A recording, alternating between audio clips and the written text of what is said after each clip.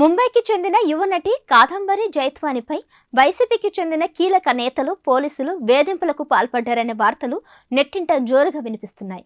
కాదంబరి కూడా మీడియా ముందుకొచ్చి తనకు ఎదురైన వేధింపులపై స్పందించింది. విజయవాడ మాజీ జెడ్పీ చైర్మన్ కుక్కల నాగేశ్వరరావు, ఆయన కుమారుడు కుక్కల విద్యాసాగర్, పలువురు వైసీపీ నేతలు, పోలీస్ ఉన్నతాధికారులు తనను కిడ్నాప్ చేశారని కన్నీళ్లు పెట్టుకుంది.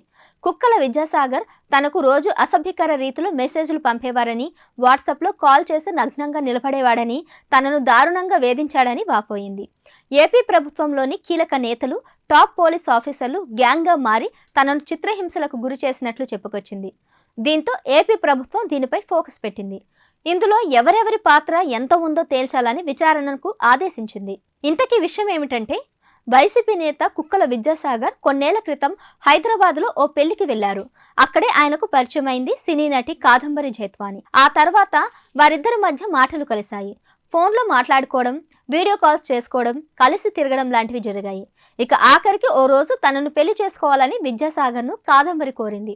విద్యాసాగర్ పెళ్లి నో చెప్పడంతో అసలు కథ స్టార్ట్ అయింది. కాదంబరి నుంచి ఒత్తిడి పెరగడంతో విద్యాసాగర్ వైసీపీ అగ్రనేతల్ని ఆశ్రయించినట్లు తెలుస్తుంది.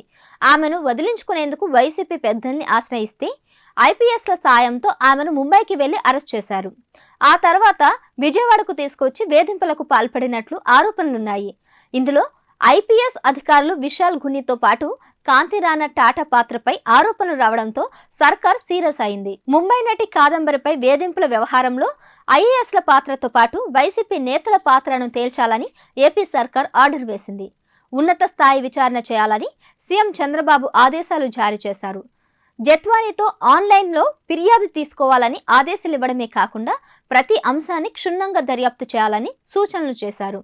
ఈ ఘటనపై విచారణ కమిటీని కూడా నియమించే అవకాశం ఉన్నట్లు తెలుస్తుంది. మొత్తం మీద కాదంబరి వ్యవహారం ఇప్పుడు ఏపీ రాజకీయాల్లో హాట్ టాపిక్గా మారింది.